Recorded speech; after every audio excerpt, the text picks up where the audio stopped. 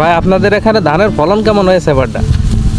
আরে ভাই ধানের ফলন দিয়ে কী হবে, ধানের যে অবস্থা দাঁড়াই গেছে, একটা জলের দাম 1400 টাকা, আর এই ধানের দাম আছে 900 টাকা, 800 টাকা, 1000 টাকাও আসছে না।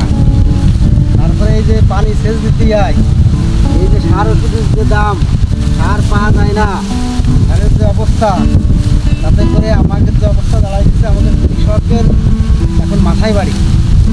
কারণ এই যে এইটুখানি ধান কাটতি বানতি জোন লাগিয়ে গেছে আমাদের 4টি, খালি 20 শতকে 4টি লাগে কাটতি বানতি দিয়ে, এবার গাড়ি দিয়ে এক গাড়ি ধান দিতে 500 টাকা, তার দাম কত? সব মিলাই আমাদের ভাই এখন খুব বিপদে আছেন। আমরা বিপদে আছেন, তা সরকার এনে কোনো ব্যবস্থা নিচ্ছে না? সরকার এখন কি করবে না করবে সেটা সরকার তো ভালো জানে, কারণ আমরা কৃষক আছি। সরকারের কাছে আমাদের দাবি, যেন আমাকে কিছু একটা ব্যবস্থা করে বা এই ধানের দাম যাতে বাড়ায় দেয়, কারণ ধানের দাম বাড়ায় না দিলে আমাদের কৃষকের তো মৃত্যু ছাড়ার কোনো উপায় নেই।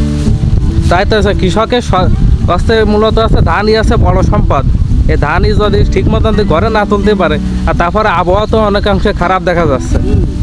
আমাদের আপাতত যে অবস্থা, এখন আমাদের রাতের দিন নেই, তো রাত 3টের সময় আসতেছি ধান কাটছি, আর যাচ্ছি রাত 10টা 11টার সময়।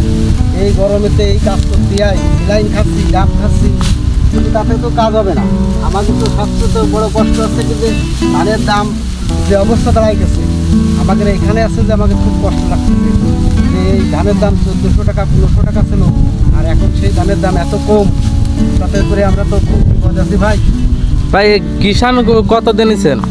কৃষকের এর মূল্য আছে 1400 টাকা। 1400 টাকা? 1400 টাকা সে কটুক ফসল কাটতে পারবে? সে কটুকার পারবে, ধরেন মনে করেন যে 10 শতক বই সে কাটতে পারবে, আর বান্তি আর একটা লাগবে।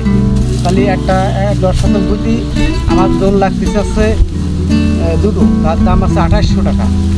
আর 2800 টাকা এবার গাড়িতে নিতে গেলে যা আছে লাগবে আরও আছে 1000 টাকা, তাহলে আমার 3800 টাকা খরচ।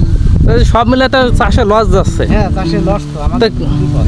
কৃষক তো এমন হলে তো কৃষক তো চাষ করা ছেড়ে দেবে। না, কৃষক তো চাষ ছেড়ে দেবে তো, কারণ এই আগামীতে চাষ নাও করতে পারে না। মানে এইভাবে দাঁড়াই কিন্তু এখন জমি যদি আমরা চিন্তা ভাবনা করছি ধান আর লাগাবো না, হয়তো ওই সরিষা বুনে ফিরে দেবো, যাতে অল্প খরচে আমাদের লাভ বলবে। আমরা ধানের চাষ আর এভাবে করা সম্ভব না, কারণ এইভাবে দাম বাড়লে তো আমরা শেষ দেবো।